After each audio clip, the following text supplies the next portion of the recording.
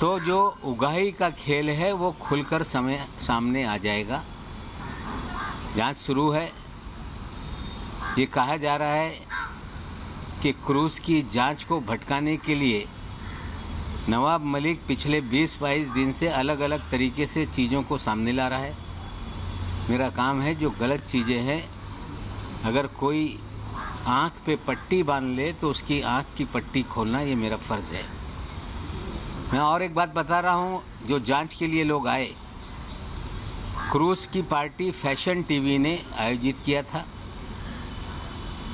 बिना किसी महाराष्ट्र सरकार की जानकारी के बिना कोविड प्रोटोकॉल होने के बावजूद कोई भी क्लियरेंस महाराष्ट्र पुलिस से, महाराष्ट्र के गृह विभाग से किसी भी तरह से कुछ नहीं लिया गया।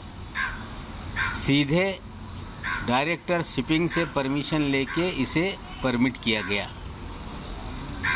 उस जहाज की क्रूज पार्टी में टारगेटेड लोगों की तस्वीरें देकर उन्हें ट्रैप किया गया। लेकिन मेरी जानकारी है कि एक अंतर्राष्ट्रीय ड्रग माफिया उस पार्टी में था। उसकी एक माशूका भी है जो बंदूक के साथ थी, जो उस डांस में नाचते हुए नजर आया है। वो दाढ़ी वाला है। वो दाढ़ी वाला कौन है, सारे एनसीबी के लोग जानते हैं। कुछ मुझे लोग जानकारी दे रहे हैं कभी वो तिहाड़ जेल में भी था। कुछ लोग मुझे जानकारी दे रहे हैं कि वो राजस्थान की जेल में भी था। ये दाढ़ी वाला कौन है, एनसीबी उसकी तरफ भी ध्यान दे। अंतर्राष्ट्रीय ड्रग माफिया क्रूज पे है। रेव पार्टी बस करने के लिए रेड की जा रही है और क्रूज को छोड़ दिया गया। धड़ल्ले से रेव पार्टी में हजारों लोगों ने जो भी करना था वो किया। और हमें लगता है कि इस पूरे खेल में जो दाढ़ी वाला है उसकी मित्रता वानखेड़े साहब से भी है। कुछ अधिकारी मुझे बता रहे हैं कि गोवा में भी उनका बहुत बड़ा रैकेट चलता है। लेकिन जब छापेमारी की बात आती है, वानखेड़े साहब उस छापेमारी से भाग लेते रहे। मैं जो लोग आए हैं जांच करने के लिए, मैं सार्वजनिक रूप से उन्हें कहता हूं कि आप क्रूज की सीसीटीवी मंगाइए, हर कमरे का सीसीटीवी, सारे डांस की सीसीटीवी, और जैसे खंगालेंगे दुनिया का एक बहुत बड़ा ड्रग माफिया उस पार्टी में था। उन्हीं लोगों ने ये पार्टी आयोजित की थी। खेल तो हो गया, लेकिन खेल का खिलाड़ी दाढ़ी लिए हुए क्यों घूम रहा है, इसका जवाब एनसीबी को देना पड़ेगा। ये सारी चीज़ें हैं जो मैं बोल रहा हूँ, आने वाले दिनों में उसको आप लोगों के सामने रखूँगा। लेकिन मैं क्लू दे रहा हूँ, जो लोग दिल्ली से इतनी बड़ी कॉम्पिटेंट एजेंसी है जांच के लिए आए हैं, इसकी तरफ भी ध्यान देने का काम करें। पिछले कई दिनों से जब मैं फर्जीवाड़े की बात करता रहा, मैंने एक आम सभा में भाषण कर दिया कि इनकी नौकरी 6 महीने में जाएगी और ये जेल जाएंगे। मैंने कोई पुलिसिया तंत्र का इस्तेमाल करके ये बात नहीं कही थी। जो समीर दाऊद वानखेड़े जी का फर्जीवाड़ा जीवन का है, उन्होंने, मैंने ये भी कभी सवाल नहीं खड़ा किया कि किसका धर्म क्या है, कौन किस धर्म का है।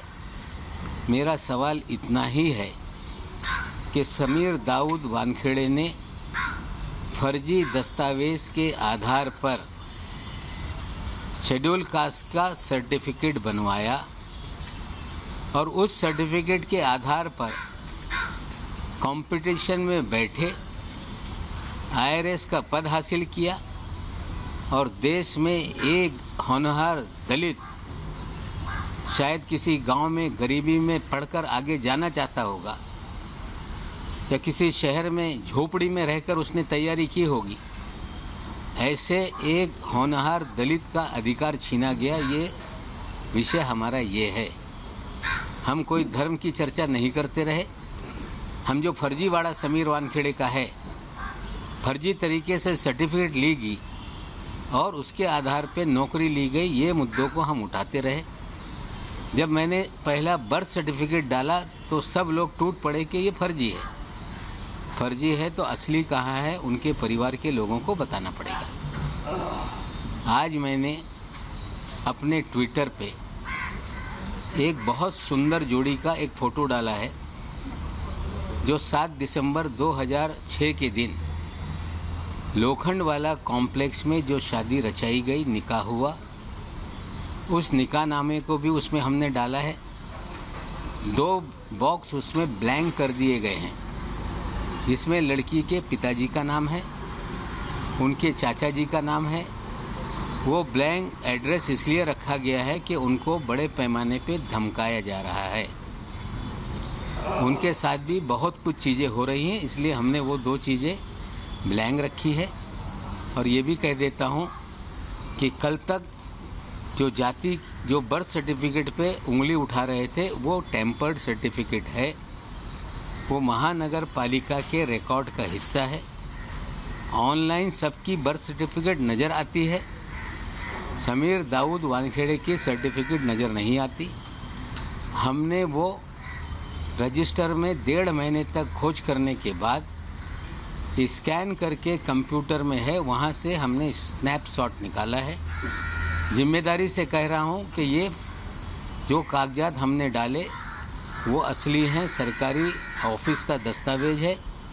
उसमें गौर से देखा जाए तो टेम्पर करके 20 साल के बाद उसमें एक सर्कल लगा के स्टार बनाया गया, और अलग से 20 साल के बाद जो नाम का खेल है उसके अंदर भी खेला गया। आज जो निकाहनामा मैंने दिया है उसमें मस्जिद का, मदरसा है, उसका एड्रेस है, और ये सारे तस्वीर हमने रखी है। जो कल तक कह रहे थे कि हम जीवन भर हिंदू रहे, हम हिंदू मुसलमान का सवाल नहीं उठाते। इस देश में फिर मैं बता दूं कि इस देश का संविधान, कानून ये कहता है कि कोई व्यक्ति धर्मांतर कर ले तो उसे शेड्यूल कास्ट का लाभ नहीं मिल सकता। विशेषकर मुस्लिम और क्रिश्चियनिटी धर्म का ये सवाल है। अगर लोगों को लगता है कि ये गलत है तो मोदी जी हैं, देश का संविधान बदल दें कि अगर कोई दलित इस्लाम या क्रिश्चियनिटी में शामिल हो जाएगा तो उसे लाभ मिलेगा। अगर यही तरीका है तो मैं भी कल दावा करूंगा कि मेरे पुरखे या मेरे जैसे इस देश में रहने वाले करोड़ों लोग, जो संघ परिवार ये दावा करता रहा, मोहन भागवत जी ये कहते रहे कि सबके पुरखे एक हैं। हाँ, हमारे पुरखे इस देश में शूद्र थे। अगर हम फिर क्लेम कर दें कि हम भी शेड्यूल कास्ट हैं तो क्या इस देश के 15 करोड़ मुसलमानों को ये लाभ मिलेगा? सवाल ये है। फर्जीवाड़ा करके एक गरीब के अधिकारों का हनन किया गया, फर्जी तरीके से नौकरी हासिल की गई। निश्चित रूप से सारे दस्तावेज जुटाए गए हैं। दलित संगठन मेरे पास आ रहे हैं, चीज़ें मांग रहे हैं, हम उनको देंगे। और जो जात प्रताड़नी समिति कहा जाता है, इंग्लिश में स्क्रूटनी कमेटी है, वैलिडिटी कमेटी, उसमें ये कंप्लेंट दर्ज होगी। बाकायदा वानखेड़े साहब को भी नोटिस जाएगी, कंप्लेंट करने वालों को भी सुना जाएगा, सरकारी कार्यालय के दस्तावेज खंगाले जाएंगे, और हमें उम्मीद है कि ये फर्जी दाखला साबित होगा। और उसके आधार पर निश्चित रूप से जो कानून में प्रावधान है उनकी नौकरी जाएगी। उसी कानून में लिखा है कि इस तरह से फर्जी कोई दस्तावेज के आधार पर अगर कोई सर्टिफिकेट बना लेता है तो उसे 2 साल से 7 साल की सज़ा का प्रावधान उस कानून में है। आप कह रहे हैं कि बहुत से लोग आपको अप्रोच हो रहे हैं कास्ट सर्टिफिकेट को लेके, लेकिन आप पे बार बार यही इल्ज़ाम लगाया जा रहा है कि नवाब मलिक हिंदू मुस्लिम कर रहे हैं और कहीं ना कहीं बदनाम करने की कोशिश कर रहे हैं। देखिए, मैं दस्तावेज के आधार पे कह रहा हूँ, अगर वो जिस भी धर्म में हो, राइट टू रिलीजन ये फंडामेंटल राइट है। हर व्यक्ति अपने तरीके से किसी भी धर्म को स्वीकार सकता है, जब चाहे धर्म बदल सकता है। हर दिन नया धर्म बदल ले, उस पर मेरी आपत्ति नहीं है। लेकिन देश का कानून कहता है कि कोई व्यक्ति जो शेड्यूल कास्ट को बिलोंग करता हो, एक बार उसने अपना धर्म परिवर्तन कर लिया तो उसे शेड्यूल कास्ट का जो भी फ़ायदा है वो नहीं मिलता। लड़ाई ये है कि गरीब दलित का अधिकार छीना गया, और निश्चित रूप से ये हम लॉजिकल एंड तक ले जाएंगे और निश्चित रूप से कानून के तहत कार्रवाई होगी। आप भाई, तो दाढ़ी वाला ये कौन है? ड्रग लॉर्ड जिसके बारे में आप बात कर रहे हैं, समीर ड्रग लॉर्ड वहाँ पर प्रेजेंट था, ये ड्रग लॉर्ड कौन है और वो क्या उसी दिन क्रूज पार्टी पर था? इसके बारे में थोड़ा और डिटेल दे सकते हैं? नहीं, देखिए अभी ये चीज़ें हैं, हमने इशारतन एनसीबी को बताया है कि दाढ़ी वाला है, उस पार्टी में वो था। संडे की शाम जब वो क्रूज शिप लौट रही थी तो उसमें वो नाचते हुए अपनी महबूबा के साथ, मेरे पास वीडियो है, बहुत सारे डांस के हमारे पास वीडियो है, हम तो देंगे। लेकिन इतनी बड़ी एजेंसी है, क्रूज के सारे सीसीटीवी फुटेज मंगाइए, जानबूझ के पार्टी कराई गई। पार्टी कराने में भी लोगों का हाथ था। ड्रग माफियाओं पे हाथ ना लगा के कुछ लोगों को फ्रेम किया गया पब्लिसिटी के लिए, ये बात सच है। अगर दाढ़ी वाला इनको नहीं मिल पा रहा है तो अगर वो ध्यानेश्वर सिंह जी मेरे पास आ जाएं, मैं दाढ़ी वाले की तस्वीर दे देता हूं, उनको नाम बता देता हूं। उनकी महबूबा इतने खतरनाक हथियारों के साथ है उसमें, हमें लगता है कि ये बहुत गंभीर मामला है। जो चीफ ऑफ डीजी हैं एनसीबी के, उनसे विनती करता हूं कि अगर सही मानों में देश से आप ड्रग मुक्ति करना चाहते हैं, सभी लोग आपके साथ हैं, लेकिन ड्रग पेडलर, ड्रग माफिया को पकड़ें, 2 ग्राम 4 ग्राम रख कर पब्लिसिटी हासिल करने का खेल बंद करें। अगर उन्हें चाहिए तो वो सारी चीज़ें मैं देने के लिए तैयार हूँ। समीर वानखेड़े का दोस्त है दाढ़ी वाला, आज नहीं कल वो सामने चीजें आएंगी। सर मराठीत सांगा, ज्ञानेंद्र सिंह बद्दल ज्ञानेंद्र सिंह या समीर वानखेडे को जेल भेजेंगे क्या? ज्ञानेंद्र सिंह यांच्या अध्यक्षतेखाली चौकशी होणार आहे।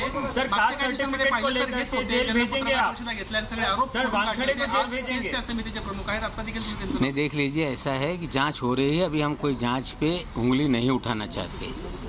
हमने तो कहा है कि इलेक्ट्रॉनिक एविडेंस से जांच हो, लेकिन कॉर्डेलिया क्रूज का भी सीसीटीवी मंगा ले। दाढ़ी वाले को खोजे, ये कौन है दाढ़ी वाला? दाढ़ी वाले का नाम अगर उन्हें नहीं पता है तो अकेले में मैं बताऊंगा। अगर गंभीरता से नहीं लेते हैं तो सार्वजनिक चीज़ें करेंगे। सवाल आपने पूछा है कि उन्हें जेल भेजेंगे, मैं नहीं भेजूंगा, देश का कानून भेजेगा। मराठी सांगा, फोटोग्राफ दे करके आप कह रहे हैं कुछ लोगों को टारगेटेड फोटोग्राफ दिए गए और उन्हीं को पकड़ने के लिए किया गया। इस तरीके से क्यों किया गया? क्या इसके पीछे कोई साजिश है केंद्र की? या देखिए, बड़ा ड्रग जो रेव पार्टी है वो हुई, अंतर्राष्ट्रीय ड्रग माफिया का माल बिका, लोगों ने एंजॉय किया, और वानखेड़े साहब का दाढ़ी वाला दोस्त वहाँ था, उस पर कोई कार्रवाई नहीं हुई। क्रूज को रोका नहीं गया, 1350 लोगों को स्कैन नहीं किया गया, गेट पे तस्वीर लेके कुछ लोगों को खड़ा कर दिया गया कि ये आएंगे, इन्हें आइडेंटिफाई कीजिए। इसका मतलब है ट्रैप लगा के लोगों को फंसाया गया। मैं पहले दिन से दावा कर रहा हूं कि क्रूज पे छापेमारी नहीं हुई, वहां से कोई भी सीजर इन्होंने नहीं दिखाया, टर्मिनस पे कोई सीजर नहीं है। जो तस्वीरें वानखेड़े साहब ने जारी की हैं वो उनके कैबिन की हैं, वहीं से वो तस्वीरें फ्रेम करके लोगों को पब्लिसिटी लूट रहे हैं। और अंतर्राष्ट्रीय ड्रग माफिया जो इनका दोस्त है वो नाच रहा है महबूबा के साथ। अगर ध्यान नहीं देंगे तो उनकी महबूबा और उनके दोस्त की वीडियो हम जारी करेंगे। सर हा आंतरराष्ट्रीय ड्रग माफिया आहे, हा त्या सगळ्या गटाचा मास्टरमाइंड आहे असं म्हणावं? तो मित्र आहे वानखेडेंचा। सर या सगळ्या प्रकरणात सॅम डिसूजा कोण आहे? सॅम डिसूजा वानखेडेचा मित्र आहे, त्यांनी सांगावा की हे सॅम डिसूजा कोण आणि दाढीवाला कोण याचे उत्तर। तो तमाम तरह के आरोप एक बार फिर नवाब मलिक लगाते नजर आ रहे हैं। बड़ी बातें जो उनकी तरफ से कही गई हम लगातार आपको बता रहे हैं। समीर ने दस्तावेज से छेड़छाड़ की है, ये उनकी तरफ से कहा गया। नवाब मलिक का ये कहना है कि सभी गवाहों के कॉल डिटेल की जांच की जाए। ये दाढ़ी वाला कौन है, इसको लेकर सवाल बना हुआ है, क्योंकि बार बार अपने बयान में किसी दाढ़ी वाले का जिक्र वो कर रहे हैं और कह रहे हैं कि उनका एक वीडियो भी है नवाब मलिक के पास, और अगर जांच को उस दिशा में नहीं आगे बढ़ाया जाता है तो उस वीडियो को भी सार्वजनिक करने की बात कह रहे हैं। क्रूज पार्टी पर एक दाढ़ी वाला मौजूद था, ये बार बार उनकी तरफ से कहा गया। क्रूज पार्टी में कुछ लोगों को टारगेट करके फंसाया जा रहा है, ये बात उनकी तरफ से कही गई है। नवाब मलिक का लगातार समीर वानखेड़े पर हमला जारी है।